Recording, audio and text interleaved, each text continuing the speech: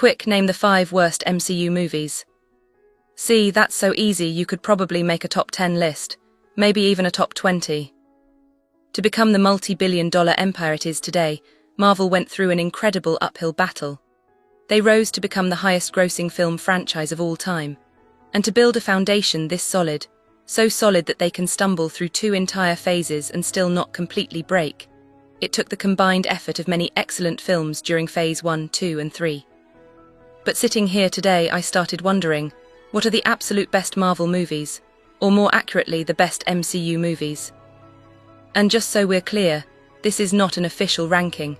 This list is entirely based on my personal opinion, not based on high scores or critical reviews from aggregate sites.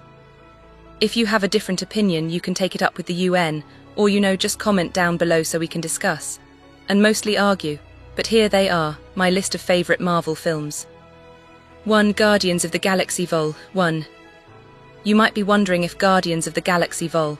3 will be later in this video. The answer is no.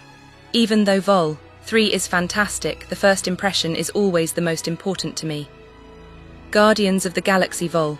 1 created an impression that was, well, hard to describe. It felt completely unprecedented, and it absolutely deserves to be on any list of the best MCU movies. It was extremely well received by critics and general audiences alike. A unique brand of humour and a weird but effective ensemble cast. 91% on Rotten Tomatoes, 8 on IMDb, 76 on Metacritic. Earlier I said scores don't matter, but okay, the scores here kind of matter. And the reviews from major publications were almost universally glowing for this movie. Most critics praised the humour and especially the chemistry between the characters. This is all thanks to director James Gunn, who is now tasked with saving DC. And of course the phenomenal cast: Chris Pratt, Zoe Saldana, Bradley Cooper, Vin Diesel. If you didn't know, in the comics, the Guardians of the Galaxy were considered D-list superheroes. D-list, pretty much nobodies. I'm fairly certain that in 2014, when the film was released, no more than 30% of the audience knew who the Guardians were. Honestly, back in 2014, when I first watched it, I didn't even know who James Gunn was. I was only in the 11th grade. But after seeing the film, I realised Gunn's distinct personality was on another level. It's not art house by any means. It's a brand of nonsensical, quite palatable and unintentionally hilarious comedy. And applying that to the Guardians, a ragtag bunch of misfits, thieves and criminals, it just clicked. A guy who only listens to 80s music and dances in private, combined with a green alien woman, a talking raccoon, a big guy covered in tattoos and a tree. It just works. Fun fact, Star-Lord was Chris Pratt's first ever lead role. Chris Pratt, who for a time you couldn't avoid much like Pedro Pascal now, had never starred as the main character before 2013-2014. And Chris Pratt's acting style, that funny, quirky, jokey persona, that's him in real life, he just applies it to his films. He had a different vibe in Jurassic World, a different vibe in The Magnificent Seven, though the core is always that playful, sarcastic style. But you have to admit, Chris Pratt is a great actor, and Guardians is the movie that brought him into the spotlight. In contrast to Pratt, his co-stars were already established. Zoe Saldana had Avatar and Colombiana. Bradley Cooper had The Hangover and Limitless. Vin Diesel, well, Vin Diesel.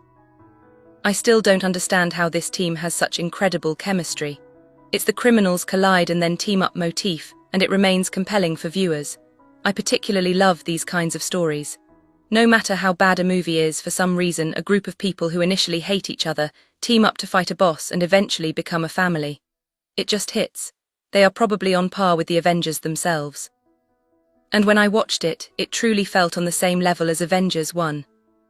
Not to mention the message, which James Gunn is excellent at delivering. And this film is no exception. It's still about heroes saving the universe from a villain, but it strongly explores themes of family and the sacrifice of a nobody. It's different from Captain America's warrior spirit to save the vulnerable, or Iron Man's desire to protect humanity with technology. This group of Guardians has no reason to save anyone. The whole, with great power comes great responsibility idea doesn't apply to them, because they don't have immense power, nor do they feel responsible for anyone. But they are still here, because, well, they are the Guardians of the Galaxy. 2. Doctor Strange, 2016. The next film I love might surprise you, because you probably won't find it in many best of lists. But for me, it is a very solid movie. Movies about wizards and sorcerers have been around since cinema began. We have Harry Potter, The Witches of Oz, Gandalf in Lord of the Rings. The sorcerer-wizard genre is old, yet when Doctor Strange was released I was still stunned. It was so anime-like, so stylish and visually stunning. Simply put, it's beautiful. And it's not just the visuals, the storyline is very humane and emotional. 7.5 on IMDb, 89% on Rotten Tomatoes, 72 on Metacritic. The scores aren't that high actually, but when I watched it I felt it was genuinely good, especially compared to the MCU average. The most praise went to the visual effects, those scenes of twisting and turning cityscapes, the 360-degree house flips that look incredibly expensive in CGI. The tripping scenes or Stephen Strange's astral projection are a visual feast. That's also why the film was nominated for an Oscar for Best Visual Effects. The storyline also has some weight. It's not completely hollow. The journey from an arrogant surgeon to a humble, self-aware individual is built subtly and is easy to follow. The villain, though powerful, is defeated very intelligently, without falling into the power creep trope. However, many critics said the storytelling was too basic, simply introducing the character well but lacking depth. They also felt it didn't fully utilize Benedict Cumberbatch's acting abilities. I'm not sure which aspect of his performance those reviews were referring to, but I thought he was pretty good in this film. And yes, a safe plot is expected since it's an origin story. They probably played it safe so the audience could easily grasp it. If they had gone for a Memento or Inception style, they might have lost the audience completely. In my opinion, Doctor Strange is good enough. It has the wow factor. A slight complaint is that for sorcerers they rely too much on close-quarters combat and less on actual spell casting. Thinking about it, that is a bit strange, but in the grand scheme of things I think it works. In a personal ranking of the best MCU movies, I prefer Doctor Strange over both Black Panther and Thor: Ragnarok. If you were given a choice between a solo film with a safe plot and beautiful graphics, versus a film with a groundbreaking plot but PS5 level graphics, most people would probably choose the one with the beautiful graphics. The plot, while safe and not overly connected to larger issues or deep messages, focuses entirely on one character and drives their development, and for me that's enough. And it is indeed great. 3. Captain America: The Winter Soldier 2014. This film is always mentioned as one of the best Marvel movies of all time. 90% on Rotten Tomatoes, 7.7 on IMDb, 70 on Metacritic. Compared to other Marvel standouts, the scores for this one are a bit lower. So why is it considered the best Marvel film? I still think there are better ones, but when the majority agrees on something, it usually means it's genuinely good. I don't know why the scores aren't higher, because when I look online and check the reviews of many film critics, it's clear that very few people criticized it. Almost no one did. The Hollywood Reporter said the film featured classic action, violent and raw, with minimal CGI and surprising, tense character development. Variety said the film had an emotionally charged and dramatic conclusion. Many in the audience also call this the best MCU film. Personally, I think this movie achieved a lot to elevate its status. This is just my personal, normal audience feeling, not based on deep analysis, but I found the film's development of Cap's character to be incredibly believable and organic. The film perfectly balances the complexities of good and evil. The villain is sometimes not wrong, and the good guy is sometimes not entirely right. Everyone has their dark side, and the line between good and evil, right and wrong, simply comes down to one's approach. Also, this film brilliantly develops the dynamic and relationship between Cap and Bucky, and features some of the most classic action sequences in the superhero genre. Let's dive into the arguments. Captain America: The Winter Soldier's story is built on Steve Rogers' trust in the country he serves. It begins with Cap losing faith in Nick Fury and starting to investigate his own past actions and issues. At this point, he trusts no one. He starts questioning Fury and even his other allies. This feeling is amplified when the head of SHIELD, Alexander Pierce, labels him a fugitive, further eroding his trust. Then, everything truly changes when he realizes the truth about Hydra and SHIELD now. He can't truly figure out who to trust or what to believe. He was always the kind of person who trusted the authorities and his allies like an NPC, but now he can't even do that. Then he discovers that the Winter Soldier, the one who tried to kill Fury, is actually his childhood friend Bucky. Bucky himself undergoes fascinating development, and one of my favorite scenes is when he returns to the lab and desperately tries to recall some memories of Steve, while the villains attempt to extract answers from him. It's fascinating and adds a lot of humanity to the Winter Soldier. And the film doesn't just develop the two title characters well, it also explores a lot about politics. It's a debate over whether anarchy or total control is the correct path to ensure humanity's safety. America is a country built on freedom, but is it safe? Is it better to let everyone decide their own fate, celebrating freedom, or to impose martial law, preventing things before they happen to prioritize safety? It's a story about absolute freedom versus absolute protection. Some argue that people should only put their faith in themselves, not in higher powers like the government, while others argue that freedom must be sacrificed for security. This is the dichotomy between Hydra and Captain America. Some say Hydra wasn't wrong, and others say Captain America wasn't wrong. It's a complicated category where you can only look to the results to know who was right. However, the desire to follow only one path and dedicate all energy to it is what makes it wrong. The funny thing is, the main antagonist, Alexander Pierce, had a completely logical reason to design his model of governance. His motivation stemmed from a past event where his daughter was endangered. He simply wanted to prevent that from ever happening again. That's why he manipulated others to follow his will. This reminds me of Minority Report with Tom Cruise, where a machine could predict who was about to commit a crime, or the anime Psycho Pass with its crime coefficient. If the coefficient is measured, that person is a criminal even if they haven't done anything yet. If you were thrown into a world like that, you would definitely be dissatisfied.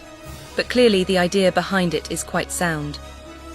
On the other hand, if you are given absolute freedom, for example, during a pandemic like COVID-19, if there were no strict security measures and restrictions on people leaving their homes, who knows how many people would have died. The fact that they conveyed this message gracefully, smoothly, and subtly is what shows The Winter Soldier is a top-tier product. It has great fights, good content, and excellent action. For me, 7.7 on IMDb is a crime. 4 and 5, Avengers, Infinity War 2018 and Avengers, Endgame 2019. And finally the last two films, Avengers, Infinity War and Endgame. Why 2 and not 1? Because if you separate them they might only be a 9.5/10, but combined they are a solid 100/100. This is unprecedented in cinema history, and it will likely be a very long time before it can be replicated. Avengers, Endgame alone grossed nearly $2.8 billion in 2019, making it the highest-grossing film of all time, now surpassed by Avatar. Both films scored an 8.4 on IMDb. The Rotten Tomatoes score is fresh, no need to say much more. Audiences don't need to say much about these films. They are peak, top-tier and ceiling smashing. And of course, I felt exactly the same way after watching both movies. Does this movie have fan service? No, it's the father of fan service. But is fan service the core reason why these films are so great and popular? No, it is not. These two movies are genuinely great films by the definition of a film, not just a tool to earn money from fans. First, Infinity War. In terms of quality, it might be slightly weaker than Endgame. Some sites say the structure is too rushed, with too many terminologies that aren't meant for newcomers, making it confusing if watched individually. They also say the plot lacks depth, following a straight, one-dimensional line. I think these criticisms miss the mark for a very simple reason. Try fitting 30 main characters into one film and dividing the screen time appropriately so that no one feels like background filler and no one hogs too much time. That alone is an achievement. It's not great because of the plot, the acting, or the psychological depth. It's great because it's difficult. It's difficult to pull off successfully, and when you do succeed, that means it's already great. It's that simple. Infinity War is essentially that. Having an ending where the heroes lose the bet is a shocker. And Thanos' motivation leads back to a story similar to The Winter Soldier, so you can't say this film is completely hollow. What Infinity War achieved was setting the stage for an even more explosive Endgame. And I firmly believe that Endgame is definitively the best MCU movie. Many people look at the Avengers Assemble scene and say it's just a fan service film, nothing more. But if you consider the entire process from the beginning to this final battle scene, you realize the film is not simple. It opens with the 5 years following the snap. A large number of characters were eliminated, so the remaining ones had more room for development. It's fair to say that after 5 years, the heroes had given up. They neglected life. Some descended into crime, others didn't know what to do and started farming and fishing. It wasn't until the hope brought by Ant-Man that the heroic elements returned. And along with that are many touching stories about each Avenger as they reunite with their loved ones, those who were lost. And it's not just the emotional moments when the heroes appear. There are many small, moving stories about individual members, like Black Widow's death. What I mean is that Endgame is not as hollow as it appears on the surface, and as people often think of it. Ranking it as the best MCU film isn't just because it has this or that element, but because this is a film that is unprecedented in cinematic history, and it will be very difficult to make a second film like it, not to mention its success in both box office and critical reviews. Therefore, Endgame is definitely the best Marvel film of all time. And that is my list of the 5 best MCU movies. What do you think? What are your top 5? Comment below. Oh, I forgot to mention Iron Man. Someone is definitely going to say something about that.